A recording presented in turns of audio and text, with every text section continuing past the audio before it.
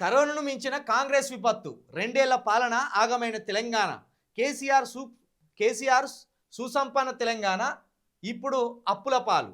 10 ఏళ్ల బీఆర్ఎస్ పాలనలో రుణాలు 3.48 లక్షల కోట్లు, రెండేళ్లలోనే 2.5 లక్షల కోట్లు అప్పు చేసిన కాంగ్రెస్. ఇట్లాగే కొనసాగితే 5 ఏళ్లలో 6.25 లక్షల కోట్లకు అప్పు. కేసీఆర్ పాలనలో భారీగా రెవెన్యూ మిగులు, ఇప్పుడు లోటు. కరోనా నాటి కంటే దిగువకు పడిపోయిన రెవెన్యూ రాబడులు. తలసరి జీఎస్టీలో అప్పుడు టాప్, ఇప్పుడు నేల చూపులు. ప్రతి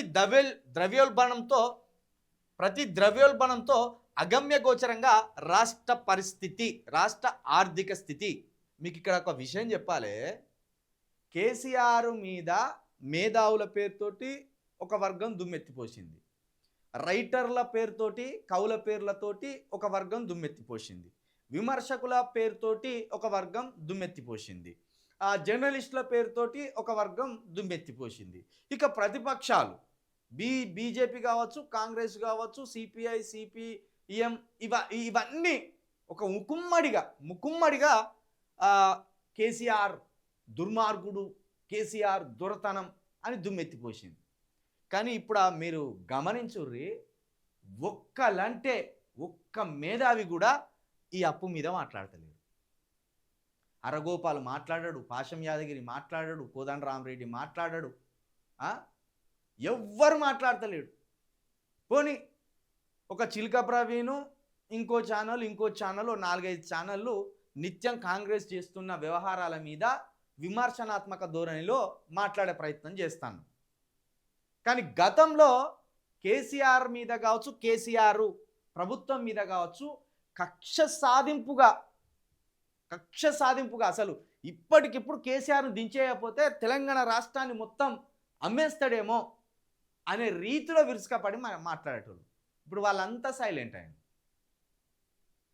ఇదేంటంటే కేసీఆర్ వాళ్లకు అడిగిన ఇయ్యలేదనో, వాళ్ళు కోరుకున్నది ఇవ్వలేదనో కేసీఆర్ మీద కక్ష కట్టిండ్లు, ఇష్టానుసారంగా దుర్మార్గమైన భాష మాట్లాడిండ్లు. ఇప్పుడు సైలెంట్గా ఉన్నారు. ఎందుకంటే అప్పుడు కేసీఆర్ హయాంలో ఇంత మరీ దాడులు లేవు, జర్నలిస్టుల మీద కావచ్చు, లేకపోతే మరీ ఇంత భయంకరమైన స్థాయిలో లేవు, ఇంత భయంకరమైన కేసులు కూడా లేవు. మరి ఇప్పుడు మాట్లాడాలి వీటి మీద. కేవలం 10 ఏళ్లలో 3.48 లక్షల కోట్ల అప్పులు తీసుకొస్తే కేవలం 2 సంవత్సరాలు, ఇవాళ 3వ తారీఖు, ఇంకా 4 రోజులు మిగిలే ఉన్నది. 4 రోజులు 2 ఏళ్ళు అయితే, 4 రోజులు అయితే 2 ఏళ్ళు అయితే, ఈ 2 ఏళ్లలోనే 2.5 లక్షల కోట్ల అప్పు చేసిన గనుడు రేవంత్ రెడ్డి గారు. మరి దీని మీద ఒక మేధావి మాట్లాడా, ఒక విమర్శకుడు మాట్లాడా, ఒక జర్నలిస్ట్ మాట్లాడా, ఇక్కడున్న ఆంధ్ర పెత్తందారుల ఛానళ్ళు, ఆంధ్ర బానిస ఛానళ్ళు కూడా వీటి మీద విశ్లేషణ చేస్తలేవా? ఇంత దారుణంగానా? ఇక ఇట్లనే కొనసాగితే 10 లక్షల కోట్ల అప్పు కూడా అవుతుంది. రేవంత్ రెడ్డి గారు చెప్పినట్టు, నువ్వు అంతకుముందు చెప్పింది నిజమో అబద్ధమో మాకు తెలియదు, కానీ ఇప్పుడు మాత్రం నువ్వు ఎక్కడికి పోయినా చెప్పులు అందుకపోతాడు వీడు అన్నట్టే చూస్తారు. వీడు అత్తే ఇంట్లో కంచాల కాంచెల్లి, మంచాల కాంచెల్లి, చెప్పుల కాంచెలు ఎత్తుకపోతారా అన్నట్టే చూస్తారు. ఇది ఒట్టిగా నమస్తే తెలంగాణ పేపర్ రాసుకొచ్చింది కాదు, అధికారికంగా ఈ లెక్కలు ఇవి. 2.50 కోట్లు అనేది అధికారికంగా వెలువరిచిన లెక్కలు ఇవి.